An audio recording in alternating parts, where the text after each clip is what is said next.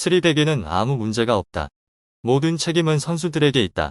경기 후 흔히 들을 수 있는 말처럼 보이지만 이 한마디는 팬들의 믿음을 차갑게 베어버리는 칼날과 같았다. 경기장의 열기가 채 식기도 전에 시스템의 균열이 그대로 드러난 상황에서 감독은 책임을 외면했다. 한두 번이 아니다. 계속 반복된다. 마치 고장난 레코드판처럼 같은 말만 되풀이되고 있다. 한국 팬들은 도대체 이 장면을 몇 번이나 봐야 하는 걸까? 수비 숫자는 철벽처럼 많았지만 몇 번의 터치만에 허무하게 무너지는 모습을 지켜봤다. 이론상 5명이 지키고 있어야 할 공간이 실제로는 고속도로처럼 텅 비어있는 장면도 봤다. 단 한 번의 간단한 패스로 수비 전체가 무너지는 장면도 수도 없이 목격했다. 그런데도 돌아오는 답은 늘 같았다. 문제없다. 정말로 문제가 없는 걸까? 문제가 없다면 왜 실점 장면은 이렇게까지 똑같이 반복되는 걸까?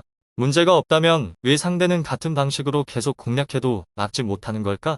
문제가 없다면 왜 선수들은 경기장에서 서로 따로 노는 듯한 모습, 혼란스러운 움직임을 보이는 걸까? 아무도 직접 말하지 않지만 분명한 사실이 있다. 대표팀은 아직 완전히 이해하지 못한 시스템 속에서 뛰고 있다는 것이다.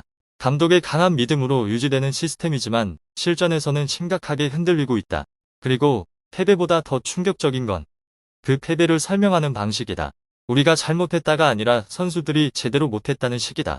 전술이 문제다가 아니라 적응이 부족하다는 말이다. 바꿔야 한다가 아니라 계속하면 좋아진다는 주장이다. 낯설지 않은 이야기 아닌가?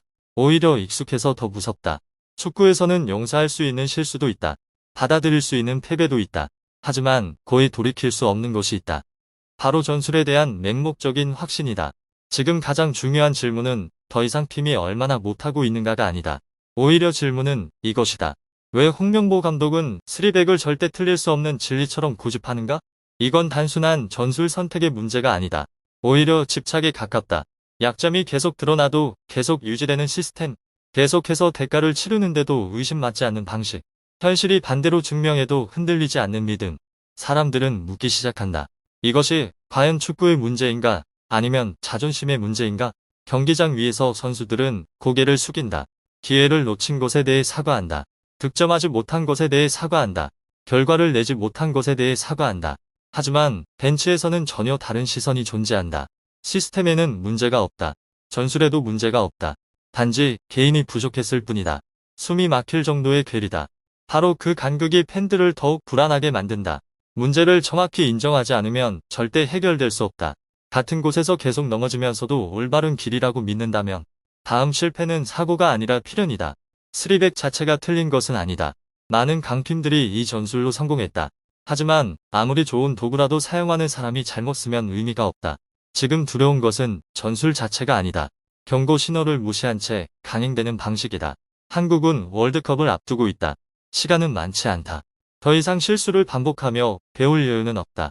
지금의 모든 경기는 단순한 테스트가 아니다. 하나의 경고다. 그리고 마지막 질문. 홍명보 감독은 정말 모든 것이 괜찮다고 믿고 있는가? 아니면 자신의 실수를 인정할 수 없어 그렇게 믿으려 하는 것인가? 그리고 경기장을 냉정하게 바라보면 모든 변명을 걷어냈을 때 드러나는 현실은 부정할 수 없다. 한국은 마치 프로그램된 것처럼 똑같은 패턴으로 실점을 반복하고 있다. 수비 숫자는 부족함이 없고 때로는 콘크리트 장벽처럼 빽빽하지만 상대의 몇 번의 움직임만으로도 쉽게 균열이 생긴다. 선수들은 하나씩 위치에서 끌려 나오며 마치 조종당하는 것처럼 흔들리고 센터백과 풀백 사이 공간은 잠기지 않은 문처럼 열리며 이 선에서 상대는 마치 레드카펫 위를 걷듯 쉽게 침투한다. 더 심각한 건 이런 장면이 단순한 실수나 순간적인 집중력 저하가 아니라 반복되는 구조적 문제라는 점이다. 브라질전에서, 코트디부아르전에서, 오스트리아전에서 반복됐고 마치 끝나지 않는 루프처럼 이어지고 있다. 하지만 역설적이게도 숫자가 많을수록 한국 수비는 더 쉽게 무너진다. 전술적 방패로 여겨지는 스리백은 오히려 위험한 결과를 낳는다. 중원 숫자가 줄어들고 뒤를 커버할 인원이 사라진다. 미드필더 숫자가 줄어든다는 건 뒤에서 공간을 정리해줄 선수가 없다는 의미다. 결국 팀은 매우 불안정한 상태에 빠진다. 넓은 지역에서 1대1 수비에 의존하게 된다. 겉으로는 투지 있어 보이지만 실제로는 양날의 검이다. 단 한 번의 병합에서 밀리면 수비 전체가 순식간에 무너진다. 커버도 없고 2대1 지원도 없으며 제대로 된 도움도 없다. 김민재 역시 솔직하게 말했다. 월드컵 수준에서는 1대1만으로는 부족하고 반드시 2대1 수비가 필요하다고. 하지만 문제는 현재 시스템이 그것을 가능하게 하지 않는다는 점이다. 이 시스템은 선수들을 고립된 싸움으로 몰아넣고 상대는 항상 한 명 더 있는 상황을 만든다. 이것이 이 시스템의 가장 큰 비극이다. 선수들이 부족한 것이 아니라 애초에 이길 수 없는 구조 속에서 싸우고 있다는 것이다. 하지만 한 겹씩 벗겨내듯 더 깊이 들여다보면 드러나는 진실이 있다. 한국 대표팀의 문제는 수비에만 있는 것이 아니라 공격을 시작하는 방식에도 있다. 본래 기본이 되어야 할 빌드업이 오히려 혼란의 출발점이 되고 있다. 감독은 현대 축구를 이야기한다. 롱패스를 시스템의 필수 요소라고 말한다. 세컨드볼 싸움을 통해 우위를 가져와야 한다고 강조한다. 듣기에는 맞는 말이고 최신 트렌드이며 유럽식 축구처럼 보인다. 하지만 축구는 말로 하는 것이 아니다. 디테일로 움직이는 스포츠다. 그리고 실제 경기에서 보이는 것은 현대적인 빌드업이 아니라 방향 없는 롱볼의 반복이다. 공은 앞으로 향하지만 어디로 떨어질지 아무도 모른다. 낙하 지점을 대비한 움직임 구조가 없다. 세컨드볼을 위한 준비도 없다. 훈련된 전술이라는 흔적조차 보이지 않는다. 전술이라기보다 도박에 가깝다. 공이 떨어지면 결과는 거의 같다. 상대가 가져간다. 한국은 볼을 잃는다. 경기 흐름이 끊긴다. 그리고 팀 전체가 수비로 급히 돌아가야 한다. 이런 상황이 반복되며 결국 익숙할 정도로 반복된다. 여기서 분명히 해야 한다. 롱볼 자체는 문제가 아니다. 많은 강팀들이 이를 효과적으로 사용한다. 차이는 시스템에 있다. 공이 어디로 가는지, 누가 버텨주고, 누가 뛰어들고, 누가 세컨드볼을 회수할지 모두 정해져 있다. 모든 것이 연결된 구조로 작동한다. 하지만 지금은 그저 앞으로 차고 운에 맡기는 수준이다. 아이디어가 틀린 것은 아니다. 문제는 실행 방법이 없다는 것이다. 빌드업이 무너지면 이후 모든 과정도 도미노처럼 무너진다. 선수들의 볼 처리 방식을 보자. 대부분 등을 쥐고 공을 받는다. 작은 디테일이지만 매우 중요하다. 등을 쥐는 순간 패스 각도가 막힌다. 돌아설 공간이 없다. 전개 선택지도 사라진다. 순식간에 선택지가 줄어든다. 동료의 움직임과 삼각 패턴이 없으면 선수는 완전히 고립된다. 강팀들은 완전히 다르다. 열린 자세, 대각선 방향으로 공을 받는다. 한 번의 터치로 전환과 탈압박이 가능하다. 항상 2에서 3개의 패스 옵션이 존재한다. 하지만 지금은 탈출구 없는 미로와 같다. 공을 받고, 등을 치고, 압박을 받고, 백패스 또는 볼을 잃는다.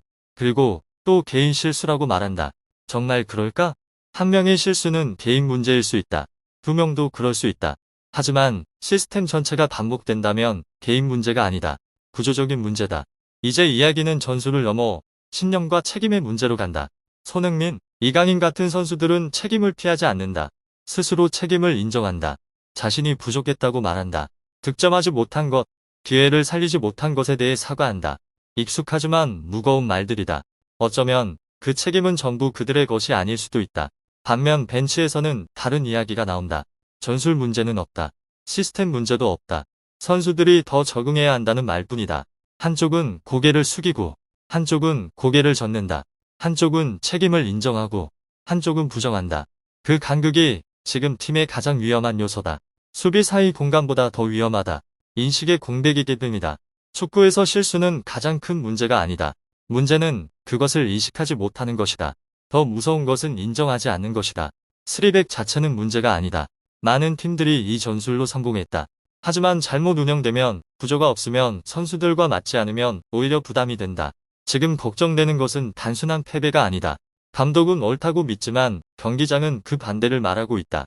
흔들리지 않는 믿음, 바뀌지 않는 시스템, 인정되지 않는 문제. 이 세 가지가 함께하면 실패는 가능성이 아니다. 결국 반드시 일어난다. 마지막 질문이 남아있다. 홍명보 감독은 신념을 지키는 것인가? 아니면 스스로 만든 믿음에 갇힌 것인가?